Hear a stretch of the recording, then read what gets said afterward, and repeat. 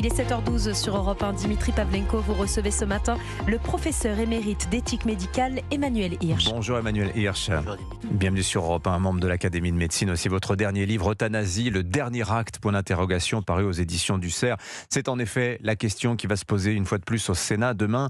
La proposition de loi sur la fin de vie revient donc à partir de demain auprès de la Haute Assemblée. Alors pour rappel, c'est le texte qui prévoit de développer les soins palliatifs d'un côté, mais aussi la création d'un nouveau droit à l'aide active à mourir. C'est dans ces termes que les députés l'avaient adopté en mai dernier. Depuis, le texte est passé entre les mains de la Commission des affaires sociales du Sénat, qui l'a largement modifié. On parle plus de droit, mais d'assistance médicale à mourir, ce qui suggère une procédure qui serait plus encadrée, mais procédure quand même, aux grandes dames d'ailleurs de l'auteur de la proposition de loi, Olivier Falorni. Emmanuel Hirsch, vous faites partie des opposants à la création de cette aide à mourir. Est-ce que vous pouvez nous rappeler pourquoi ? D'abord, je ne suis pas un opposant. Je suis un citoyen qui se pose un certain nombre de questions. Et j'ai vu une évolution progressive de la loi comme bioéthique. On a eu, rappelez-vous, en 2012, le président de la République, à l'époque, c'était Monsieur Hollande, qui avait remis en cause la loi de 2005, la loi Leonetti. Et donc, on est arrivé à la loi de 2016. Et aujourd'hui, on remet en cause la loi de 2016. Donc, à chaque fois qu'on remet en cause, on brade un certain nombre de valeurs et on remet, pour moi, en cause un certain nombre de principes. Donc, pour en arriver à la situation aujourd'hui, ce qui m'a beaucoup frappé, c'est que la Commission des affaires sociales du Sénat a repris la loi de 2016, du 2 février 2016, mais finalement en considérant que la sédation, Claes-Leonetti, en considérant que la sédation profonde et continue jusqu'au décès pouvait être aussi une sédation euthanasique. Et donc aujourd'hui, ce qui va se présenter dans le débat au Sénat, c'est pour ou contre l'euthanasie.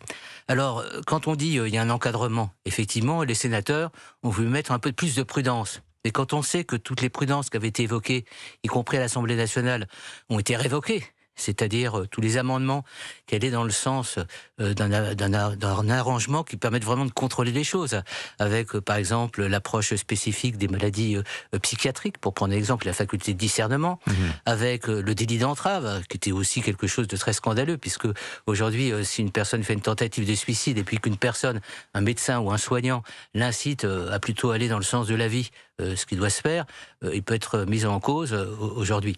Donc, pour en arriver à répondre à votre question, je ne suis pas un opposant. Je vis depuis des années, ça fait partie de mon engagement éthique, auprès de personnes en situation de vulnérabilité, auprès de personnes qui souffrent et qui attendent de notre société une réponse. Et depuis des années, plus on évolue, plus je comprends que la réponse, c'est certainement pas l'euthanasie, c'est-à-dire vous n'avez plus votre place parmi nous. Et ce qui est évident, c'est qu'on risque, puisque c'est un choix du président de la République. On a eu donc François Hollande, maintenant c'est l'engagement essentiel pour terminer son mandat présidentiel. Emmanuel Macron a considéré que l'urgence pour l'ensemble des Français, vous voyez dans quel contexte on est au niveau sociopolitique, c'était de légiférer sur l'euthanasie qui garderait, j'allais dire, les Français mémoire d'un grand président. Je vais faire un peu le tableau, parce qu'on sait aussi que les soins palliatifs, ils existent en France, mais alors il en manque la moitié. Vous avez 20 départements où il n'y a aucune structure alors qu'elle devrait exister. Et alors, dans une tribune parue hier dans le journal du dimanche, vous dites, Emmanuel Hirsch, ces mots m'ont profondément troublé, mais je pense que vous avez raison.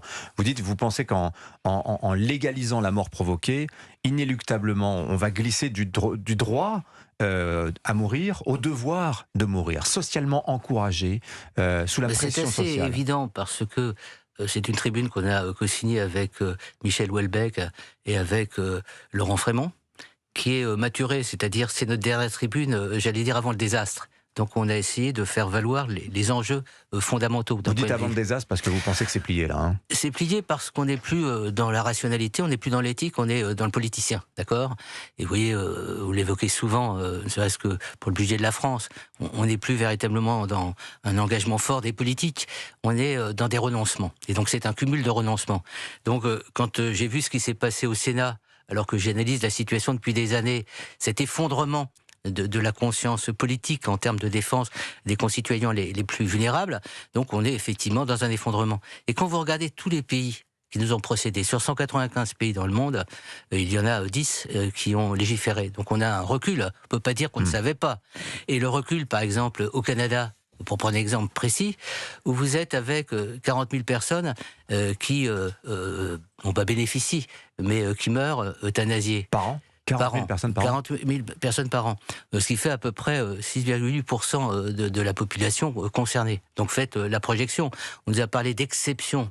D'une loi d'exception, oui. Effectivement, ça serait une loi d'exception. J'ai un autre chiffre sur le Canada, 39% des euthanasies non liées à une phase terminale sont motivées par l'isolement social. Mais dans les prises de position opposées à l'avancée, si on parle d'ouverture ou d'avancée du Sénat, les plus revendicatifs, notamment l'Association pour le droit de propriété, dit mais vous savez, vous mettez nouveau des critères, notamment sur des douleurs réfractaires, sur le fait que la personne est vraiment en fin de vie.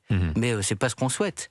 Et vous savez que ces lois, c'est lois pour le droit des personnes et des personnes en fin de vie. Donc on voit que dans tous les pays qui ont légiféré, et le Canada par exemple va maintenant évoluer dans sa loi, puisqu'elle évolue depuis 2016. Le droit et là, ça va être les personnes en situation de handicap mental.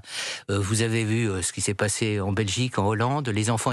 Je suis pas en train de faire l'inventaire de toute la dérive, mais quand on voit qu'il n'y a plus aucune règle aujourd'hui qui tienne, que tout se relativise, tout se discute, et quand moi je prends position, j'ai l'air d'être un extrémiste, je suis un extrémiste des valeurs d'humanité, je suis un extrémiste des valeurs de la démocratie, et nous dire que la loi de la République, liberté, égalité, fraternité, va autoriser l'euthanasie, le suicide assisté, avec un impact fondamental sur les plus vulnérables, dès lors que vous avez une norme. D'accord ? Moi, je le vois sur le terrain aujourd'hui. En psychiatrie, par exemple, les gens disent la loi, elle va être votée, donc la norme, c'est-à-dire la loi de la République, c'est là où est le sens, c'est là où est la valeur d'une société. Donc, au nom de quoi on va s'offusquer et de mettre ça dans le code de la santé publique ?